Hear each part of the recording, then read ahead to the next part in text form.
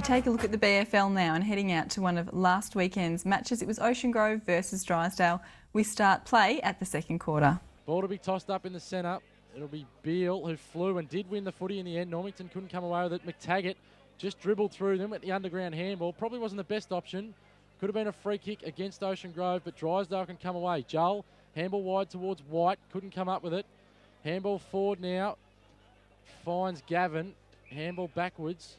Sanderson might get a free kick, or is it going against Sanderson? Against Sanderson, it'll go the way of Carmichael for a throw. He goes wide to the wing. Drysdale have a chance to load up here and attack. Terrible kick inside the 50. Hounslow, though, couldn't come up with it. Kick inside 50. Reardon in defence against Big Ma. Broke through. He's like a prop forward when he did that. Broke away. He went half forward under pressure. Went back in the direction of Ma. On all fours. Hot footy will have a bounce at half forward. The umpire will call for it. Good little start there to the second quarter, Al, for Subway. The big fella, I thought he was playing rugby union for a few seconds there. It'd be scary watching him running at you at full pace, wouldn't it? He's a big unit, and you'd have to get out the way. Hounslow does the roving for the Grubbers, turns onto his left boot and goes over the top to Aylward, or Laidler with the footy rather. So Laidler along the outer side wing, Gage to fly there for Drysdale. Didn't get to the contest, ball at ground level. Leaving it behind looked like it might have been Carmichael. Free kick's been paid and advantage, and they're away through Aylward, looking for Gavin. Ball at the back of the pack. Well read there by White. So White plays on quickly. Handball over the top. Got a runner going past there in Dowie. Dowie with the close crop tear, follically challenged with a good kick to Carmichael. Carmichael's away. Scrubby left foot kick. Inside 50, looking for Scott. That might have been Mitchell, or was it Simon? It was Simon. Ball at ground level. Chance now for Carmichael. He butters up. His kick again, Scrubby, into the head of Beale. Only as far as Johnny Kendall, who breaks away, kicks on the left boot under pressure. In fact, that was Matthews, and he finds Gray on the lead, the big fella. Working very mobile at the moment, goes short. Finds his teammate there in Griffiths, who goes into the pocket, finds Hildebrand, tight angle. Probably wasn't the most percentage play to have a shot at goal from 35 metres out on the boundary line. Registers only a minor score. Drysdale 6-4-40. They trail Ocean Grove 9-2-56. Roman Haas scoreboard. Vision Australia footy. It's Ocean Grove against Drysdale out at Draper Street this afternoon. It's Tom King, Dan Hill and Alan Bliss in commentary. Hounslow brings it in, finds Normington at true centre half back.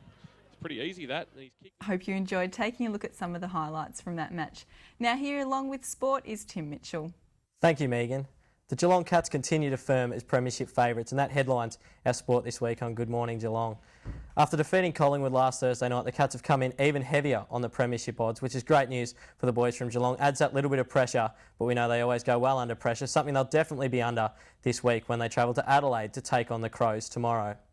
One of our local lads, Pat Dangerfield, will be part of that Adelaide side which takes on the Cats tomorrow down at Amy Stadium, as I said. He's a 19-year-old who won the Rising Star nomination last weekend for his starring role in the Adelaide Crows win over Fremantle. So Pat is definitely going to be one that the Cats hierarchy have to watch. One of the young rising stars in the AFL at the moment, taken at pick 10 in the 2007 draft by the Crows. Will be very interesting to see how he goes. Wearing Mark Rasciuto's number, something he seems to have taken to extremely well against the Cats, his hometown mob, this weekend. As we know in surfing, the Rip Curl Pro has been going on all week down at Bells Beach. Two of the biggest losses to come out of the week were Kelly Slater being knocked out in the men's second round. Obviously a several-time world champion there, Kelly Slater, one of the big omissions to go out in that second round. And then Stephanie Gilmore, our own local girl from Australia, she went down in the women's final to Silvana Lima of Brazil, which actually jumps Lima up to second in the world behind Gilmore, who is still number one. She started 1-2 this year on the women's surfing tour. So good news there for Stephanie Gilmore, the fact that she is still number one, but it's going to hot up that rivalry between those two definitely with Lima. She was fairly unheralded before coming down here, but she surfed brilliantly, got a couple of really good waves in that final and knocked out Stephanie Gilmore. Well done also to Lane Beachley, who did appear semi-retirement she was in before appearing down at the Rip Curl Pro. The last time we'll see her down here, but we'll take fond memories from Lane and everything she's given to the Rip Curl Pro over her time on the women's surfing tour. In local football news, the GFL is back the GFL will have a full 5 matches this round, I should say, and the GDFL is back this week, and the BFL continuing into round 3 after playing over Easter next week. And the match of the round tomorrow in the BFL will be between Torquay and the Geelong Amateurs out at Queen's Park. Match of the round because it's the grand final rematch from last year. Torquay embarrassed by the Amateurs down at Spring Creek Reserve in that grand final by close to 13 goals, so they'll be keen. A new look Torquay to take some retribution, get a little bit of revenge back on the Amateurs and maybe just take them down a peg. Like the Cats, Amateurs are emerging as white-hot premiership favourites at the moment in the Ballerine football, so Torquay just looking them to take the Amateurs down a peg. Will be very interesting to see how the Tigers fare out at Queen's Park. The first time the Amateurs will actually play there for this season. So good luck to both of those sides. In the Geelong Football League, it's round 2 with St Mary's and Colac the highlight of the round. Both sides going down in round 1. St Mary's surprised by South Barwon at McDonald's Reserve, and Colac going down in a thriller by 1 point to St Joseph's down in Colac. So very important for both of these sides that they do get a win. I'll be very interested and onlooker to see just how both of these sides fare. St Mary's talked up before the year as the raging hot premiership favourites in the GFL, likely to go back-to-back, but they were embarrassed last week, so they'll be very keen to bounce back at home this weekend against Colac.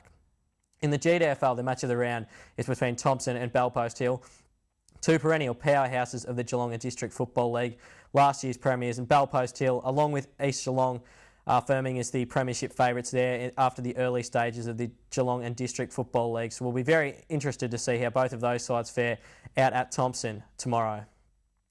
In more good news for local football, the youngsters of local football, Nathan Buckley, will be working with the Geelong Falcons over the space of the TAC Cup season throughout 2009. Buckley has been doing some work with the AIS Academy, working with the best youngsters. He's already spoken about his ambitions to possibly take a coaching role in 2010. There's a lot of coaches under the pressure in the AFL at the moment, no more than Richmond's Terry Wallace and a few others, including Mick Malthouse. If Collingwood don't go that well this year, you might expect to see Nathan Buckley back at the helm. But he is coming down to take on at least a 1 day a week role with the Falcons and possibly join them on match day as well, which can only be good news, the sort of experience that he will bring to that young Geelong Falcons group, helping out Buddha Hocking, coaching them. And the Falcons, in more good news, they're 2-2 as well. So Buckley joining a successful side, and we hope that means that the Falcons can continue that success on this weekend. Cadell Evans has finished 4th in the most recent tour, the Tour of Basque that he was competing in.